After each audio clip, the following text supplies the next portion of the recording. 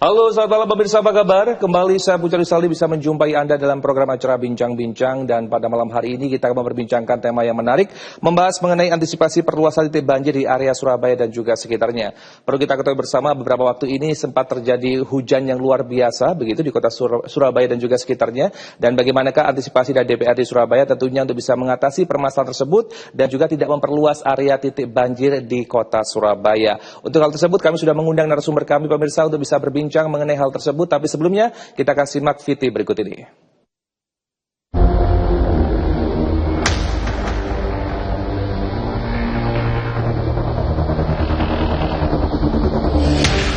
Intensitas hujan yang cukup tinggi disertai angin kencang memicu terjadinya bencana alam di berbagai wilayah, tak terkecuali kota Surabaya.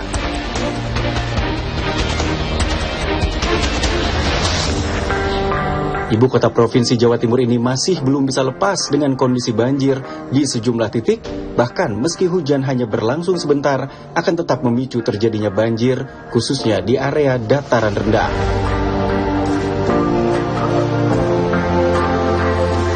Kondisi ini pun tentu menuai banyak pertanyaan atas kinerja pemerintah kota Surabaya terkait proyek pengerjaan gorong-gorong yang digadang-gadang mampu menghilangkan banjir, justru tidak berfungsi.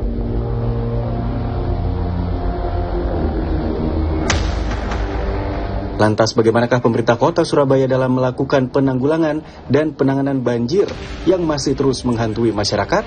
Kita bahas dalam Bincang-Bincang.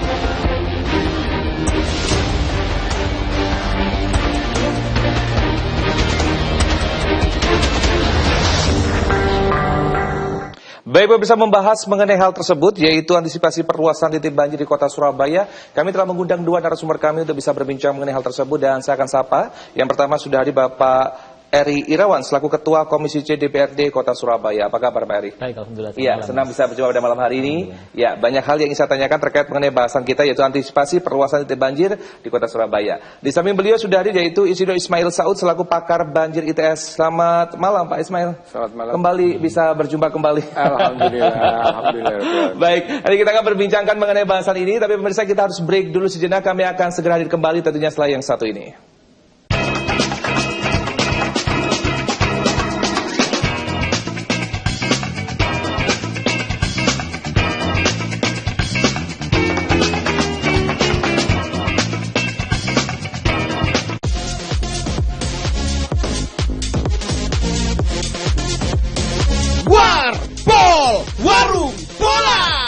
Update klasmen Liga Indonesia, top skor dan pemain terbaik, berita-berita seputar lapangan hijau.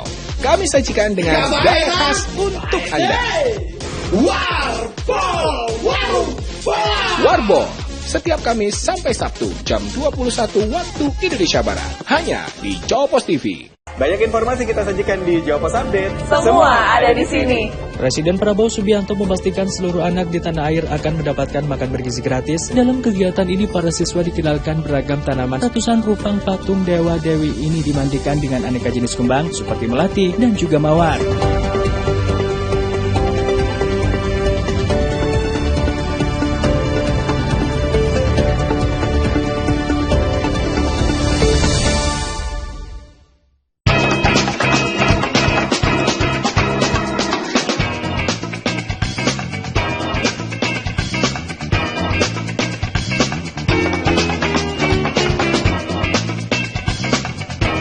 Ya, baik pemirsa, terima kasih Anda tetap bersama kami dalam program acara Bincang-Bincang. Masih bersama saya Pucari Saldi, kita membahas mengenai bahasan yaitu antisipasi perluasan titik banjir. Nah, pemirsa, kalau kita ketahui bersama, seperti yang saya katakan tadi di awal, bahwasanya beberapa waktu ini tengah terjadi banjir yang luar biasa di kota Surabaya, dan juga hujan yang boleh dikatakan tidak kunjung berhenti, yang cukup cepat begitu ya. Dan mari kata agak cukup lama dalam proses hujan yang ada di kota Surabaya dan juga sekitarnya. Nah, dalam hal tersebut saya ingin bertanya kepada Pak Eri terlebih dahulu terkait mengenai antisipasi Pak, terkait mengenai permasalahan banjir, kira-kira apa saja antisipasi yang bisa dilakukan dalam hal ini? Ya, jadi kami di DPRD Surabaya selalu koordinasi dengan pemerintah kota terkait dengan antisipasi banjir ya. Beberapa waktu yang lalu sebelum musim penghujan kita juga sudah rapat intensif terkait dengan pemetaan daerah-daerah rawan banjir. Pertama kami sampaikan apresiasi kepada pemerintah kota dan teman-teman perangkat RW RT yang selama ini gotong royong terus untuk mengantisipasi atau memitigasi dampak banjir ini. Yang pertama yang sudah dijalankan otomatis adalah kita terus memperkuat drainase, jadi integrasi saluran dan segala macam yang selama ini ternyata begitu kita audit itu banyak sekali saluran-saluran yang belum terintegrasi. Ada satu kampung ada drainasenya lengkap sampai ujung gang, tapi kemudian tidak terintegrasi dengan sungai, otomatis kampungnya banjir. Nah ini yang kita urai pelan-pelan dan alhamdulillah secara bertahap ini bisa dibereskan. Yang pertama, kemudian yang kedua memang perlu normalisasi sungai secara rutin ya. Kita melihat ini sudah dijalankan tapi memang belum sepenuhnya optimal.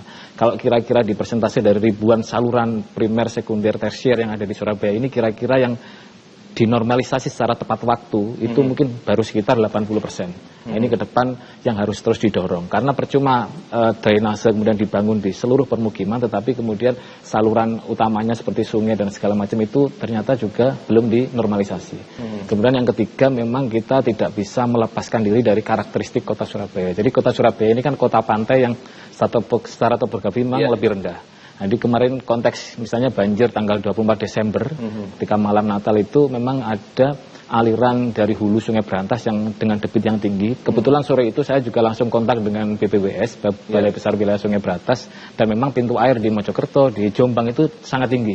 Di sisi lain memang kemudian ada kenaikan permukaan air laut sehingga air itu antri menuju ke laut.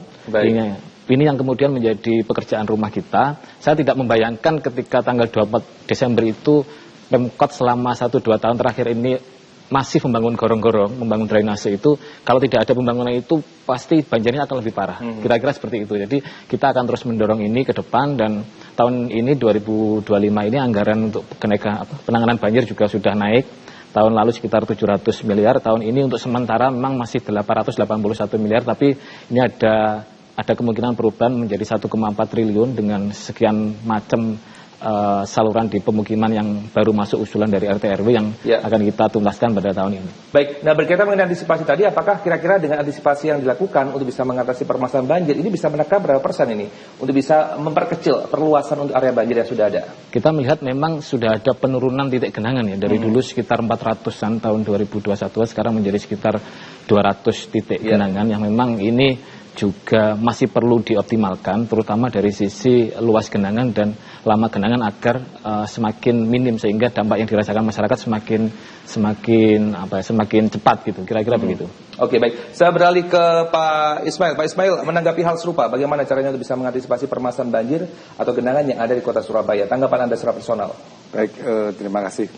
Jadi yang penting setiap pengendalian itu harus melihat karakteristik suatu daerah.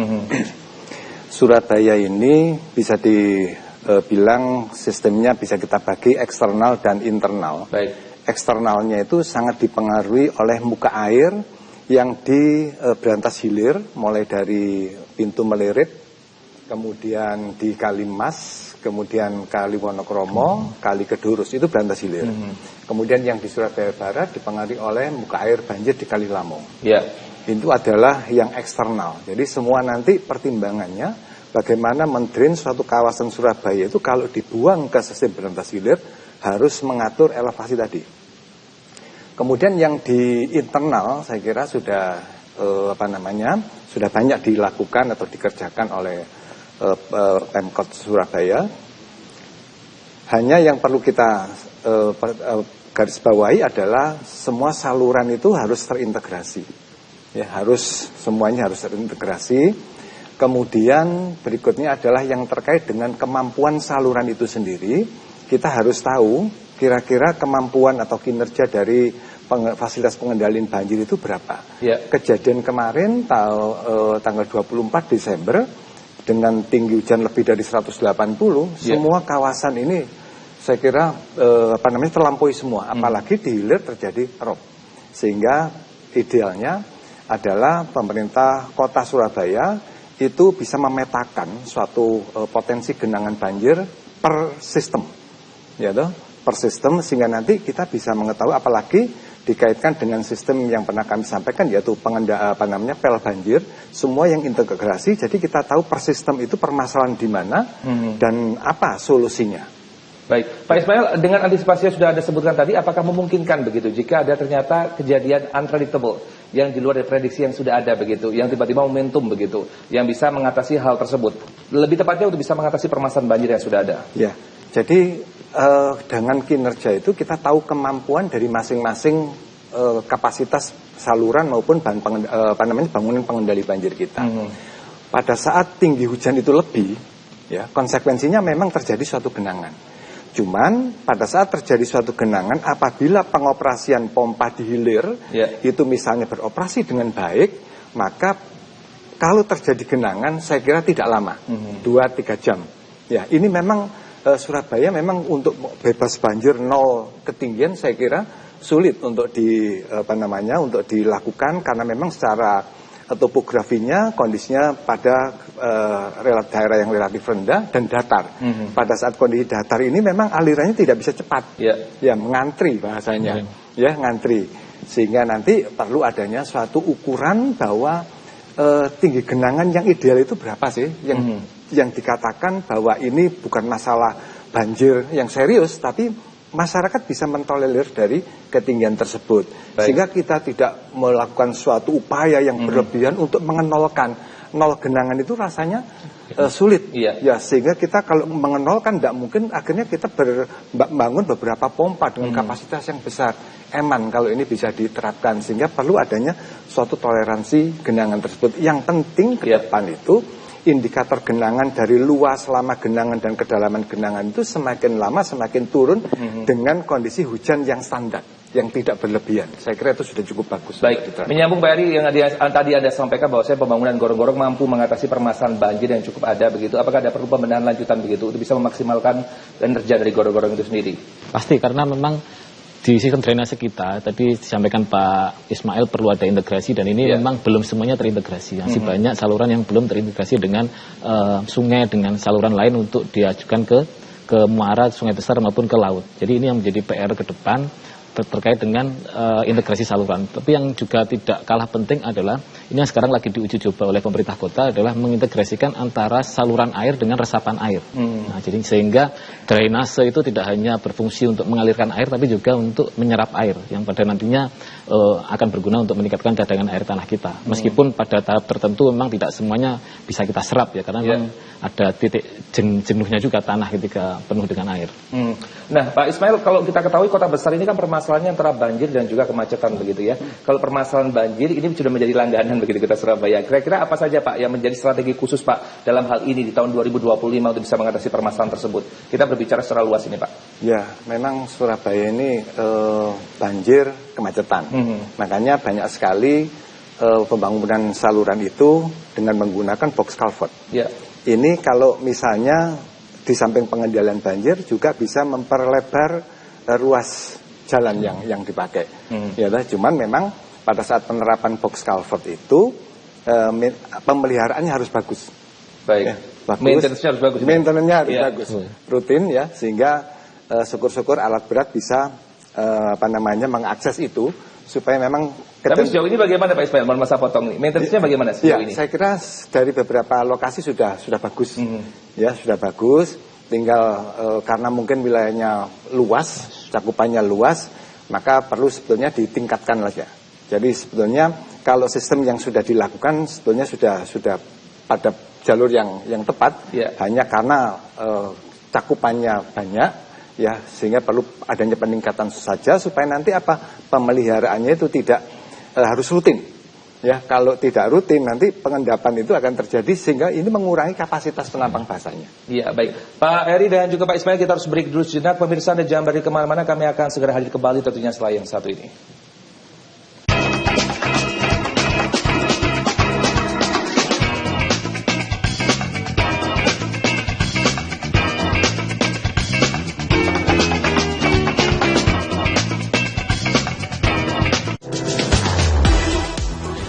Deretan video lucu dan unik dari netizen yang viral di media sosial bakal bikin harimu lebih asik dan menarik.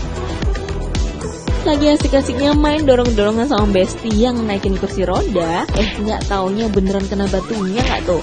BJPK, viral jempol, viral kocak.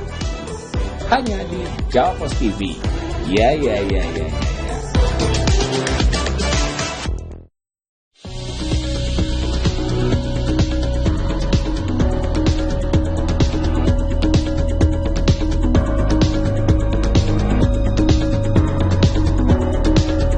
Asam urat, rematik, masalah pada persendian, masalah pada tulang, masalah pada lutut, saraf kejepit, serta sakit pinggang dan sakit punggung.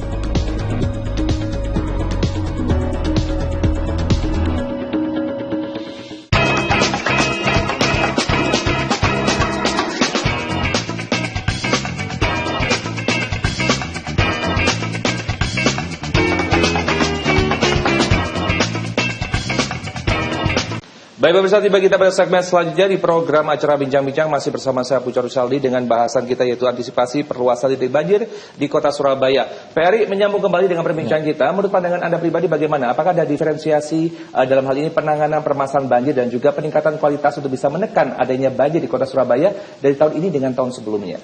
Ya, kalau tahun ini memang pemerintah kota bersama DPRD fokus pada percepatan drainase di perkampungan. Sehingga keluarlah angka tadi yang sempat disampaikan juga oleh pemerintah kota, cuma sekarang masih dikalkulasi kira-kira 1,4 triliun untuk penanganan banjir ini yang kira-kira 90% untuk titik-titik di perkampungan. Nah, tadi juga sudah disampaikan oleh Pak Ismail, sebenarnya secara konsep, secara ideal ini kan sudah benar. Jadi kita harus mengintegrasikan semua saluran, nanti tinggal bagaimana kapasitas pompa itu sedot-sedot itu diperbesar. Kemudian permainan rekayasa manajemen pintu air di hilir segala macam itu juga perlu ditingkatkan. Sebenarnya secara konsep sudah oke, cuma memang ke depan perlu ditambah dengan berbagai inovasi yang sekarang juga sedang kita percepat untuk dimasukkan di pansus penanggulangan banjir terkait misal soal sumber resapan, kemudian bagaimana kita harus berkiblat pada negara-negara di dunia, kota-kota di dunia untuk pengendalian banjir. Misalnya di China dia sudah menargetkan 30 kota pada tahun 2030 sudah konsepnya Sponge City yang bagaimana air bisa langsung terserap segala macam. Ini yang perlu kita juga jadikan benchmark agar Surabaya ke depan meskipun memang susah untuk nol genangan, tapi paling enggak dampaknya, luasnya, kemudian kedalamannya dan lamanya bisa kita mitigasi dan kita minimalkan. Nah, menarik sekali. Pak Ismail, pandangan Anda pribadi bagaimana Pak Ismail sebagai pakar banjir begitu, melihat saat ini apakah mengalami progres begitu apa yang dilakukan oleh pemerintah kota Surabaya dalam hal penanganan banjir di kota Surabaya? Ya, jadi kalau kita lihat sistem saluran, itu kita bisa bagi yang sistem lokal, yaitu di kawasan perumahan. Kemudian yang kedua adalah sistem tersier. Kemudian yang ketiga adalah sistem utama main system. Main system itu di primer sekunder. Sama bangunan outletnya. Saya kira kalau yang di sistem utama, primer sekunder, saya kira cukup bagus. Hanya permasalahannya di pompa, di hilir. Itu kadang-kadang secara kapasitas saya kira untuk pompa sudah mumpuni. Hanya kendalanya nanti adalah mungkin pada saat operasional mati misalnya. Kemudian ada pengaruh pasang. Nah, yang jadi permasalahan sekarang ini justru di tersier sama lokal. Yang tadi dikatakan Pak Eri, mungkin ada beberapa saluran yang tidak nyambung, tidak terintegrasi. Kemudian mungkin sedimennya cukup tinggi, sulit untuk di-maintain dan seterusnya. Nah, jaringan tersier dan lokal ini di Surabaya sangat besar. Ya, apalagi di kawasan-kawasan tertentu ini alih fungsi lahan cukup besar, sehingga alih fungsi lahan ini akan menambah debit runoff-nya, sehingga akan berpengaruh pada kapasitas saluran yang dihilir. Kemudian hilangnya resapan. Dua hal ini paling tidak yang disebabkan karena adanya fungsi lahan, dan ini harus dikendalikan dengan setiap alih fungsi lahan, pengembang harus membuat tampungan tadi supaya airnya, bangkitan debit tadi tidak langsung membuang ke saluran kota, tapi harus dikendalikan di kawasannya tadi. Tinggal sekarang bagaimana mengoptimalkan atau memfungsikan dari tampungan yang ada ini. Baik. Nah, Pak Eri, Anda bisa mention atau menyebutkan kira-kira titik mana yang berpotensi bisa terkena permasalahan banjir atau perluasan permasalahan banjir ini? Kalau selama ini yang sistem drainase sudah sepenuhnya rampung 100% itu sebenarnya dampaknya sudah sangat cepat ya surutnya itu. Cuma memang ada beberapa daerah yang sistem drainasenya itu belum sepenuhnya tuntas sehingga masih banyak genangan. Terutama dari sisi, kalau dari sisi eksternal tadi disebutkan misalnya ada selain dari hilir hulu Sungai Brantas maupun Kali Lamong, ada juga yang misalnya banjir rob. Itu misalnya di daerah pesisir itu pasti masih akan berpotensi banjir ketika ada kenaikan permukaan air laut, karena memang kita belum semuanya memiliki pintu air. Misalnya di Gunung Anyar itu kan belum ada pintu air, baru akan dirancang pada tahun ini, sehingga kita agak kesusahan juga untuk mengatur bagaimana air rob itu tidak kemudian masuk ke wilayah kita gitu, kira-kira begitu. Jadi di Tambak Mayor, kemudian di Kalianak itu sebagian juga masih belum tertangani. Ini yang menjadi pekerjaan rumah. Tapi beberapa daerah yang sudah selesai seperti di Dharma Wangsa, kemudian di Kali Rungkut itu sudah sangat kelihatan dampaknya dari perbaikan yang kita lakukan 2 tahun terakhir ini. Baik, berdasarkan dengan apa yang disampaikan tadi secara bersamaan bahwasanya memang Surabaya ini menjadi agak susah untuk bisa menjadi zero banjir begitu. Ya. Nah, dalam hal ini tidak sedikit begitu masyarakat pasti akan menyalahkan pemerintah yang ada begitu, dari tahun ke tahun, dari pergantian pemerintah yang sudah ada begitu. Anda bisa menjelaskan sedikit Pak Eri atau menjabarkan secara personal begitu. Kira-kira bagaimana Surabaya ini bisa susah untuk bisa mencapai zero banjir? Jadi karakteristik banjir di Surabaya ini kan ada 3. Tadi disampaikan Pak Ismail juga. Yang pertama adalah banjir kiriman ya. Banjir kiriman terkait dengan Sungai Brantas, Kali Lamong, misalnya di Surabaya Barat dan segalanya. Itu yang memang agak susah karena berkaitan juga dengan bagaimana pemulihan ekosistem di wilayah hulu. Nah, itu yang pertama, banjir kiriman. Kemudian banjir lokal. Banjir lokal ini terkait dengan kemampuan drainase di perkampungan. Ini juga terkait dengan pengendalian ruang yang tidak terkendali di Surabaya, yang selama ini misalnya catchment area menjadi wilayah komersial, menjadi wilayah permukiman. Tadi juga disinggung Pak Ismail bagaimana area tangkapan hujan, kemudian area resapan, alih guna lahan itu berpengaruh ke banjir lokal ini. Banjir lokal kan ini cukup mendominasi di Surabaya. Ya. Nah, seperti di perkampungan-perkampungan. Kemudian yang ketiga adalah banjir rob. Banjir rob atau yang terkait dengan kenaikan permukaan air laut ini yang juga butuh solusi. Kemarin pemerintah kota menyampaikan akan membangun tanggul dari Romo Kalisari ke Gunung Anyar misalnya. Nah, itu tentu perlu juga banyak kajian apakah modelnya seperti apa gitu. Apakah memang tanggul alami dengan optimalisasi hutan bakau yang kemudian nanti juga bermanfaat secara ekologi, kemudian menambah RTH, dan bahkan ke depan kita akan bisa melakukan perdagangan karbon dengan hadirnya tanggul laut berbasis alami mulai dari Romo Kalisari sampai Gunung Anyar. Jadi kira-kira begitu Mas, kita harus memadukan Romo Kalisari sampai Gunung Anyar. Ya. Baik. Kira-kira kita harus memadukan antara kebijakan teknis, kemudian kebijakan publik di lingkungan pemerintah kota dan DPRD plus dan solusi berbasis alam. Jadi kita tidak bisa memaknai pengendalian banjir ini hanya dengan kebijakan teknis yang misalnya pembangunan box culvert semua gitu.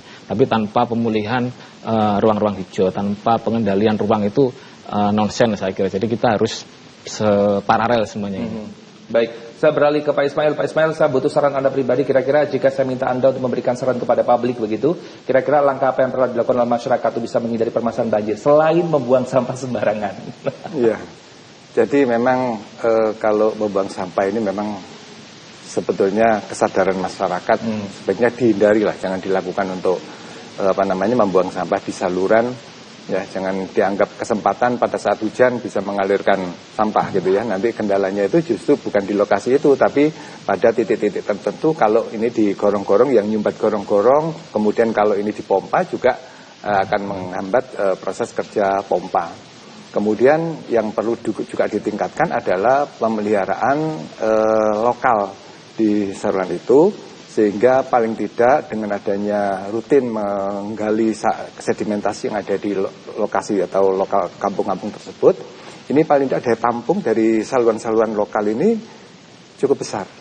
Ya, kemudian jangan mempersempit saluran yang ada dengan membuat bangunan-bangunan di situ. Ya, kemudian yang perlu kita sampaikan ke masyarakat itu sebetulnya kemampuan drainase atau fasilitas pengendalian banjir yang kita buat itu adalah terbatas. Ada batasan dan kita tidak tahu hujan yang berapa yang turun pada saat itu. Kalau hujan yang turun pada saat itu lebih dari kapasitas yang kita rencanakan, ya mohon disadari kalau ini masih akan terjadi genangan.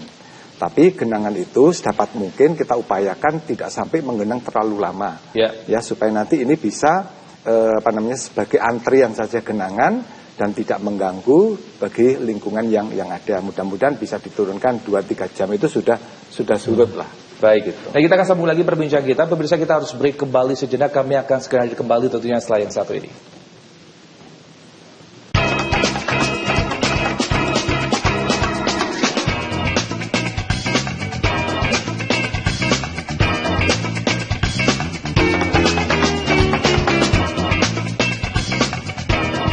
Banyak informasi kita sajikan di Jawa Pos Update. Semua ada di sini. Presiden Prabowo Subianto memastikan seluruh anak di tanah air akan mendapatkan makan bergizi gratis. Dalam kegiatan ini, para siswa dikenalkan beragam tanaman. Ratusan rupang patung dewa-dewi ini dimandikan dengan aneka jenis kembang seperti melati dan juga mawar.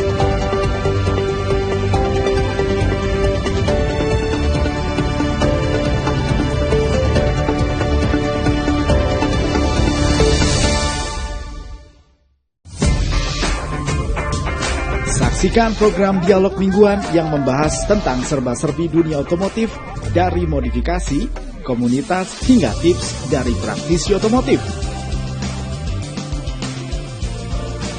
Bincang Otomotif hadir setiap hari Jumat hanya di Jawa Pos TV. Bincang Otomotif, fueling your automotive passion.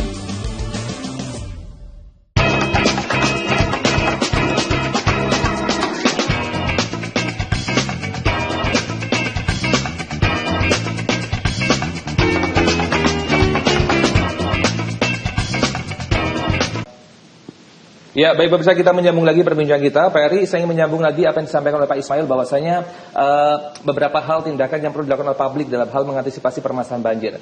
Menurut pandangan Anda, sejauh ini bagaimana warga kota Surabaya, apakah cukup sadar dengan penanggulangan banjir yang ada di kota Surabaya? Saya kira sudah ada kesadaran ya terkait dengan bagaimana kerja bersama kita untuk membersihkan saluran segala macam, ini perlu dihidupkan lagi. Ini banyak case, ini sekalian saya sampaikan juga, meskipun ini tidak populis bagi saya ya. Ini banyak sekali case warga yang kemudian terlalu menggantungkan ke pemerintah kota, karena padahal pemerintah kota ini kemampuannya terbatas juga, kemudian harus menghandle sekian ribu saluran. Begitu ada saluran meskipun skala kecil di daerahnya, di kampungnya itu agak kotor sedikit atau mungkin terhambat sedikit, itu selalu meminta bantuan ke pemerintah kota. Nah, padahal pemerintah kota ini antriannya untuk normalisasi itu juga sangat panjang, dan semua saluran aja belum bisa dinormalisasi sesuai jadwal, baru sekitar 70-80%. Sementara ini sedikit-sedikit dalam tanda kutip ya meminta telepon ke Pemkot untuk membersihkan saluran, padahal ini sebenarnya bisa dulu digerakkan dengan gotong royong misalnya. Nah, sekarang yang kemudian ini coba dibangun kembali oleh semua elemen, kerjasama banyak pihak lewat gerakan Surabaya Bergerak yang kemudian kita kerja bakti secara rutin itu. Ini perlu sekali untuk bagaimana kita memulihkan saluran di pemukiman yang sebagian ini, contoh misalnya saya tinggal di wilayah Menur, Pak. Wilayah Menur Pumpungan itu banyak juga saluran kecil di kampung-kampung yang sudah berubah misalnya menjadi tempat cangkruan itu kecil-kecil. Nah gitu. Itu yang nongkrong. Nah, itu yang kemudian memang harus kita pahamkan ke teman-teman, memang ini ini harus kita rawat bersama. Bahkan ada misalnya di daerah Kelampis Ngasem itu di Kalimalang, di hulunya itu agak lebar, kemudian menyempit Pak. Ada orang membangun dapur di belakangnya. Kemudian akhirnya sungai ini harus menyempit. Ada bahkan pos ronda di situ untuk warga. Nah, itu yang kemudian harus menjadi kesadaran bersama lah ini, karena Surabaya ini harus kita rawat bersama, bukan hanya tugasnya pemerintah kota tapi tugas bersama. Oke, baik. Saya mencoba untuk menyilang dari sudut pandang yang berbeda. Pak Ismail, menurut pandangan Anda bagaimana Pak untuk kinerja dari pemerintah kota Surabaya dalam proses penanggulangan banjir yang ada, Pak? Silakan. Ya. Dari pengamatan yang kami lakukan, jadi untuk pemerintah kota itu memang nggak bisa langsung mengendalikan banjir secara tuntas gitu, saya kira bertahap ya, tapi perlu adanya suatu tahapan-tahapan yang akan meningkatkan suatu kinerja dari fasilitas pengendali banjir tadi. Jadi yang perlu menurut kami adalah pengendalian banjir itu memang sebaiknya harus terintegrasi per sistem. Ya, per sistem, sehingga nanti semuanya bisa kita selesaikan tiap sistem. Kemudian kita bisa identifikasi berikutnya penyebab banjirnya itu apa.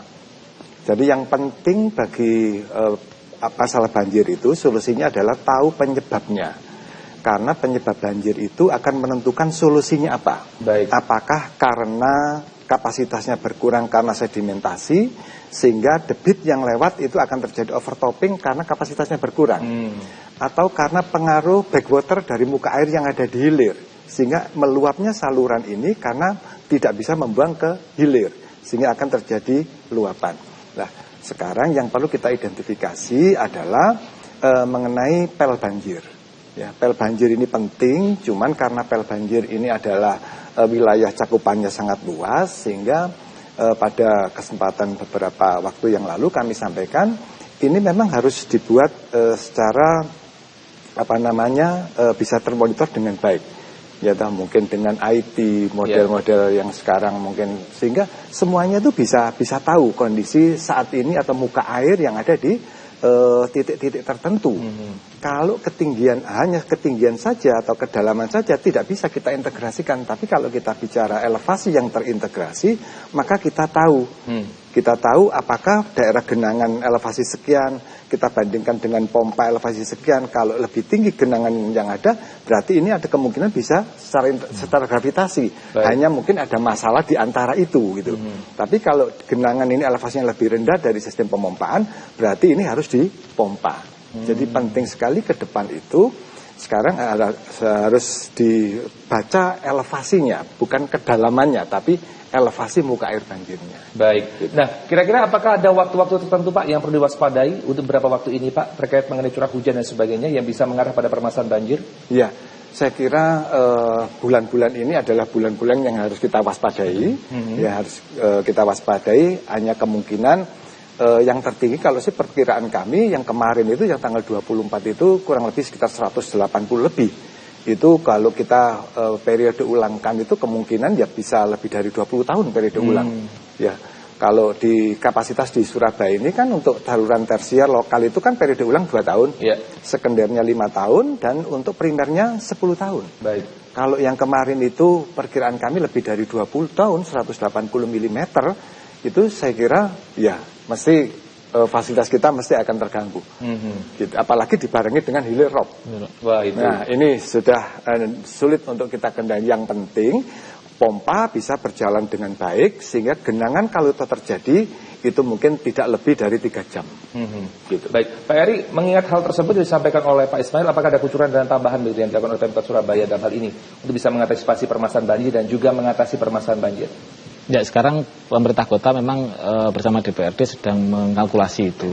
Nah, kemarin dari semua usulan yang di luar dana kelurahan yang akan dikerjakan pada tahun ini, ketika itu ditampung semua, itu butuh dana sekitar 6 triliun. Nah, tetapi itu kan tentu tidak bisa dikerjakan saat ini juga. Karena ada anggaran yang untuk makan bergizi gratis, kemudian untuk pendidikan, untuk kesehatan dan sebagainya yang memang kita harus memilah-milah itu. Maka kemarin ada angka 1,4 triliun ini untuk sementara untuk pengendalian banjir di kampung-kampung. Tetapi yang perlu kita sampaikan, tadi saya sepakat dengan Pak Ismail juga bahwa kita sudah dalam posisi sebenarnya harus objektif juga menyikapi soal genangan ini. Jadi kita sudah bukan pada tahap mengejar bagaimana Surabaya ini zero banjir gitu. Tapi bagaimana kita sebagai kota besar itu beradaptasi dengan tantangan-tantangan perubahan iklim. Dan saya kira di hampir semua kota-kota di dunia itu sudah bukan pada tahap bagaimana zero banjir, tapi dia beradaptasi untuk memitigasi dan beradaptasi agar risiko banjir ini semakin menurun. Karena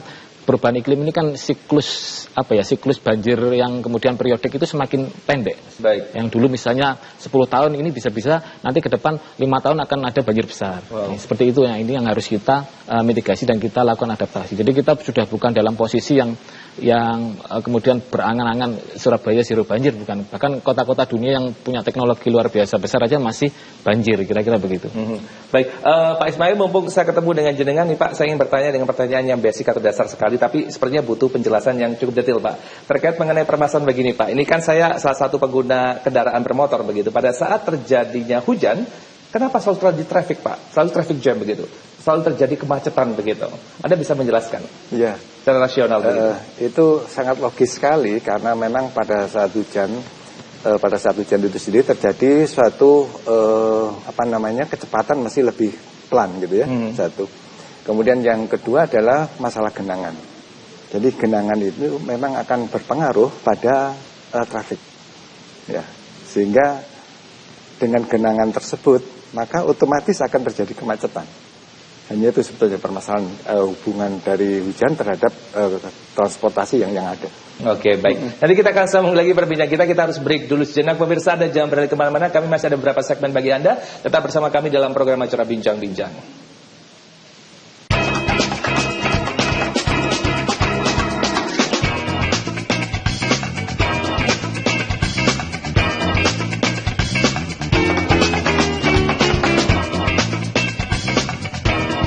Mutiara Islam, tayangan religi membahas berbagai persoalan kehidupan di masyarakat dengan kajian dari sudut pandangan Islam. Mendapat jodoh, istri yang begini. Umumnya ya takdirmu pun nggak bisa diubah, ya wes, ya itu bersama narasumber dan ustadz yang ahli di bidangnya. Saksikan Mutiara Islam setiap hari pukul 5 pagi hanya di Jawa Pos TV.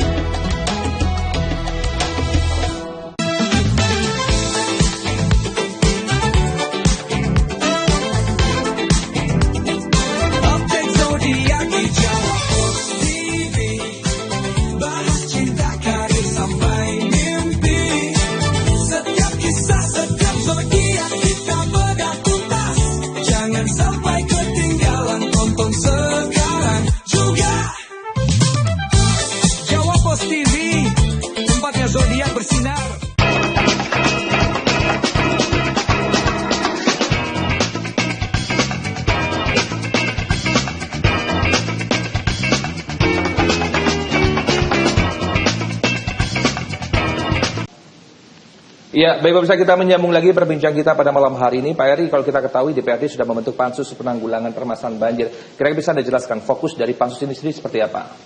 Yang pertama, kita fokus pada soal bagaimana komitmen pemerintah kota untuk membereskan ini. Jadi ada beberapa nanti kira-kira regulasi yang mewajibkan pemerintah kota untuk benar-benar memberi atensi, misalnya soal daya tampung sungai. Nah, kita cek ternyata kemarin kita diskusi dengan beberapa pakar juga, ternyata banyak sekali sungai yang memang mengalami kedangkalan yang luar biasa karena memang normalisasinya tidak rutin dilakukan.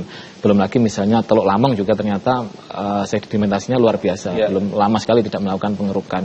Ini yang kemudian membuat daya tampung, kemudian aliran sungai juga menjadi terhambat. Itu yang pertama. Kemudian yang kedua, kita juga akan mewajibkan para pengembang, para bangunan komersial dan segala macam, pengembang swasta untuk mempunyai tangkapan air yang optimal. Ini yang kemudian akan kita jadikan fokus, termasuk misalnya selama ini kan banyak pengembang itu memfungsikan aliran irigasi itu juga untuk drainasenya, padahal secara fungsi kan berbeda. Karena di Surabaya ini kan dulu memang masih banyak sawah juga, sehingga itu sekarang menjadi problem karena fungsi antara aliran irigasi dan aliran drainase itu kan berbeda memang. Baik. Dan yang kedua itu, yang ketiga adalah soal dukungan pendanaan yang optimal. Optimal dalam arti bukan kita kemudian penanggulangan banjir ini berorientasi proyek semata, tetapi kemudian harus dikaji juga anggaran untuk pemulihan ekosistem.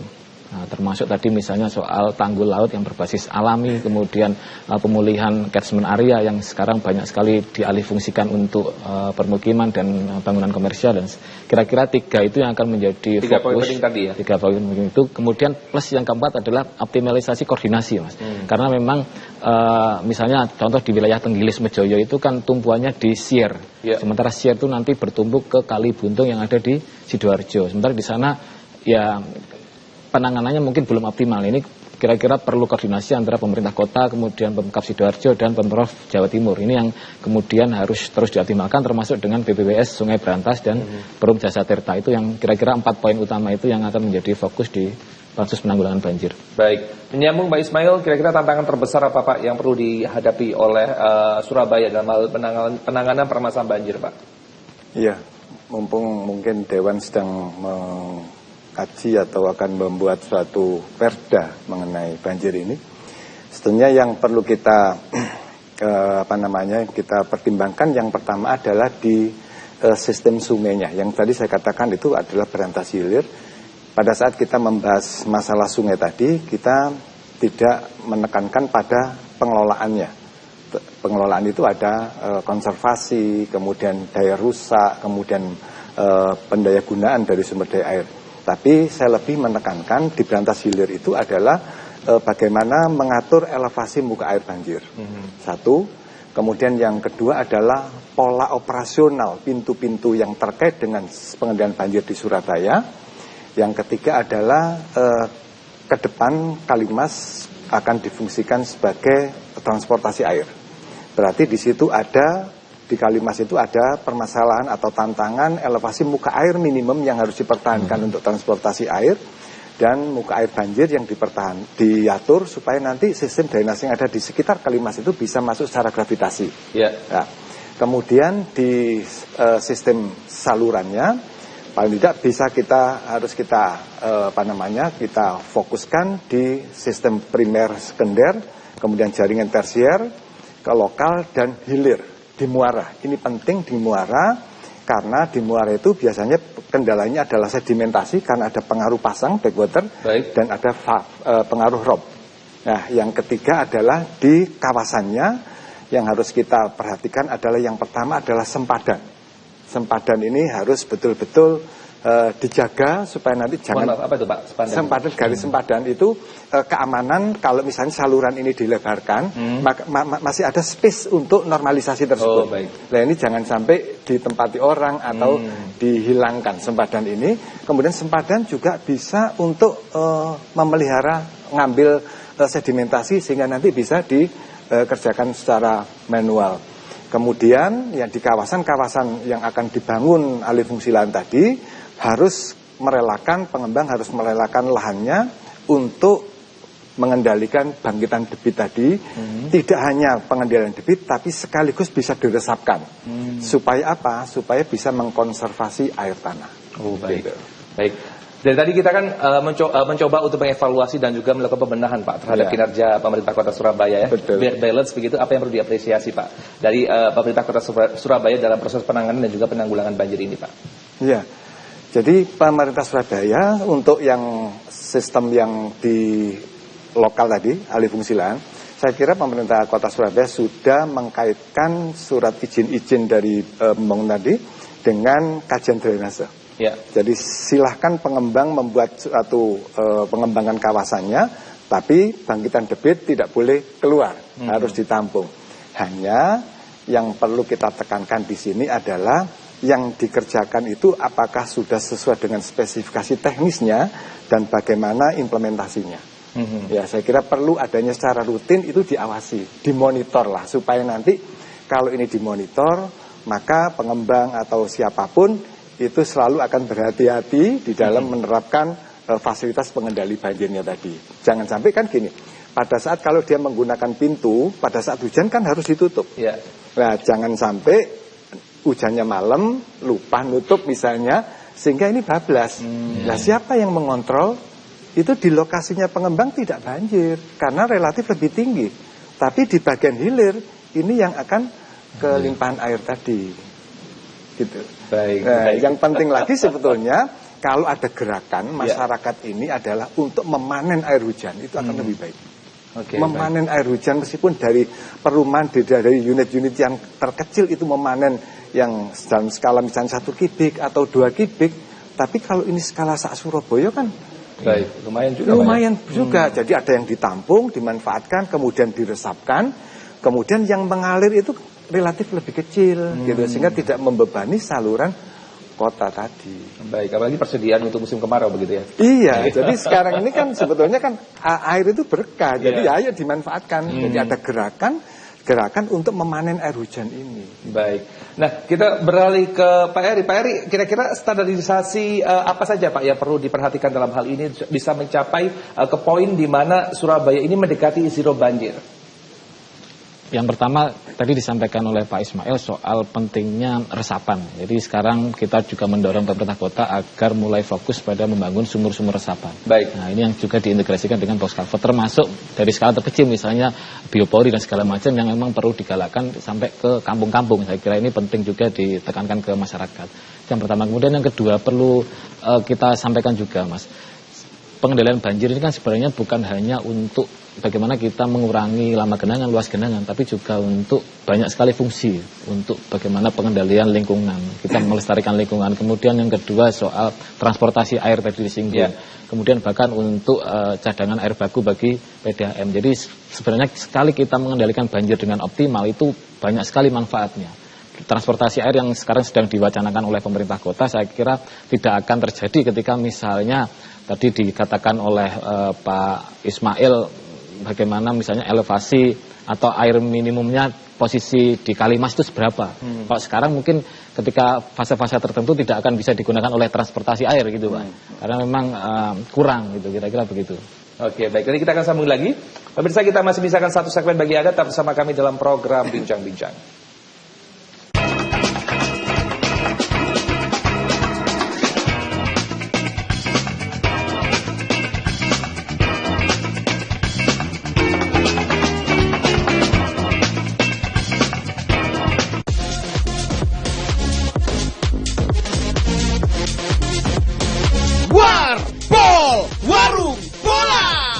update klasmen Liga Indonesia, top skor dan pemain terbaik, berita-berita seputar lapangan hijau.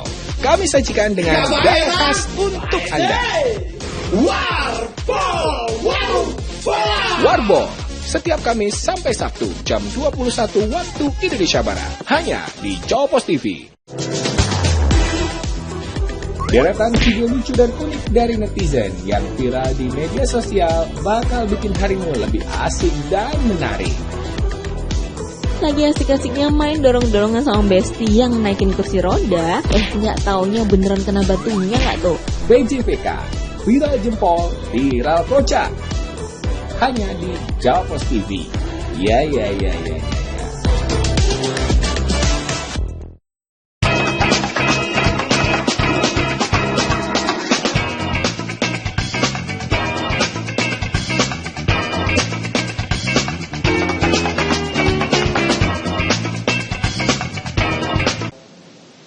Nah, pemirsa, tiba kita pada segmen terakhir di program acara Bincang-Bincang. Masih bersama saya Puja Rizaldi. Saya beralih ke Pak Eri kembali menanggapi permasalahan kasus yang sudah ada. Pak, kira-kira apa saja mungkin yang menjadi gebrakan ke depannya tentunya untuk bisa menangani permasalahan banjir. Kembali kita ungkit kembali Pak terkait mengenai kasus yang sudah ada. Silakan.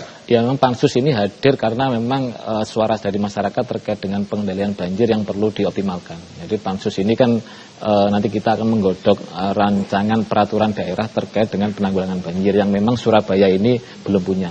Surabaya sudah punya bagaimana sistem drainase master plan-nya bagaimana sudah ada. Cuma memang dengan perubahan zaman dan segala macam memang kita perlu semacam payung hukum untuk mengatur bagaimana agar pengendalian banjir ini terregulasi dengan baik, kemudian terlembaga dengan baik, mendapat dukungan dari semua pihak. Ini yang kemudian menjadi fokus kita. Kita tidak ingin banjir ini kemudian menjadi menjadi tahunan tapi tidak tersolusikan. Ya, memang kita terus akan menekan ini lama genangan, luas genangan dan segala macam. Cuma memang kita butuh kerangka, maka kita akan mengundang banyak sekali pakar juga, termasuk nanti Pak Ismail dan teman-teman dari ITS, dari berbagai kampus yang lain juga, untuk bagaimana kita menyusun regulasi yang tidak hanya kemudian terkait dengan komitmen pemerintah kota, tetapi juga terkait sangat kebijakan teknisnya, kemudian bagaimana solusi berbasis alam. Saya berkali-kali menekankan juga di rapat internal Komisi C bagaimana agar solusi berbasis alam ini mengiringi kebijakan teknis soal bagaimana kita bukan berlomba-lomba membangun box culvert, tapi bagaimana solusi berbasis alam ini mengiringi. Karena kita kan harus adaptasi ini, bagaimana perubahan iklim kemarin misalnya tahun 2024 suhu di bumi ini tercatat sebagai yang terpanas sepanjang sejarah. Ini kemudian ke depan pasti situasinya akan semakin kompleks, maka kita harus memitigasi itu. Nah, Perda penanggulangan banjir ini hadir untuk bagaimana kota Surabaya seperti bagaimana kota-kota besar di dunia lainnya beradaptasi dan memitigasi banjir. Kita tidak akan bisa menyelesaikan banjir ini kalau hanya terkait dengan kebijakan teknis pembangunan gorong-gorong misalnya, tidak akan bisa tanpa mengakomodasi soal bagaimana solusi berbasis alam. Ini solusi berbasis alam yang kemudian kita akan mengundang banyak pakar bagaimana membangun sumur resapan, bagaimana kemudian pemulihan ekosistem di sungai, bagaimana pembangunan tanggul laut yang berbasis alam. Nah, kemudian mungkin juga akan bagaimana kita sadar bahwa ternyata reklamasi itu bukan jawaban daripada pengendalian banjir di kota Surabaya. Baik, Pak Ismail menambahkan, singkat saja Pak Ismail. Baik, memang Perda ini sangat penting sebagai payung hukum untuk mengimplementasikan dari kajian-kajian yang sudah dibuat. Misalnya kita Surabaya punya SDMP, bagaimana menerapkan ini kalau tidak ada payung hukum. Jadi perlu adanya payung hukum. Berikutnya yang terkait dengan alih fungsi lahan tadi. Sekarang perlu adanya suatu standarisasi bahwa kalau misalnya setiap perumahan atau setiap pengembang membangun perumahan, kira-kira harus dialokasikan untuk tampungan busem itu berapa. Jadi harus jelas di situ supaya nanti tidak terjadi suatu ini kok sekian gitu. Jadi harus ada standar yang harus dikaji. Kemudian karena air itu nanti tidak hanya dikendalikan secara debit maupun volume, ini tentunya harus diresapkan. Pada saat diresapkan, Surabaya ini kan luas cakupannya, sehingga perlu adanya semacam zona-zona di kawasan Surabaya, misalnya timur, tengah, barat, utara, selatan, kira-kira kemampuan atau daya resap air yang memungkinkan itu berapa. Sehingga nanti Surabaya punya zona suatu kawasan-kawasan yang bisa diresapkan, yang bisa meresapkan air. Kira-kira kalau misalnya di kawasan Surabaya Barat kira-kira yang cocok dengan kedalaman berapa, diameter berapa, kan kemungkinan tidak sama, ya. Jadi sehingga perlu adanya semacam pemetaan itu. Kemudian berikutnya yang terkait dengan biopori, sebaiknya setiap kantor dan seterusnya sebaiknya dipasang biopori, syukur-syukur ada sumur resapannya gitu ya, sehingga dari mulai kantor-kantor yang dipasang tadi, maka masyarakat akan melihat keberhasilan dari itu. Kalau langsung masyarakat itu disuruh rasanya tidak fair, sulit, tapi kalau ini dikembangkan di kantor-kantor akan bisa dijadikan suatu contoh untuk itu. Baik, luar biasa. Saya ucapkan terima kasih banyak atas waktunya Mas Ismail. Pak Heri, terima kasih banyak senang bisa berbincang dengan Anda berdua. Kita ketemu lagi kesempatan dan sukses untuk Anda berdua. Amin. Pemirsa, tiba kita pada penghujung acara. Akhir kata saya Putra Rizaldi mewakili kru kerabat kerja yang bertugas mengucapkan banyak terima kasih atas perhatian Anda dan jangan lupa menyaksikan Jawa Pos TV, independen, respect, menghibur. Selamat malam dan sampai jumpa.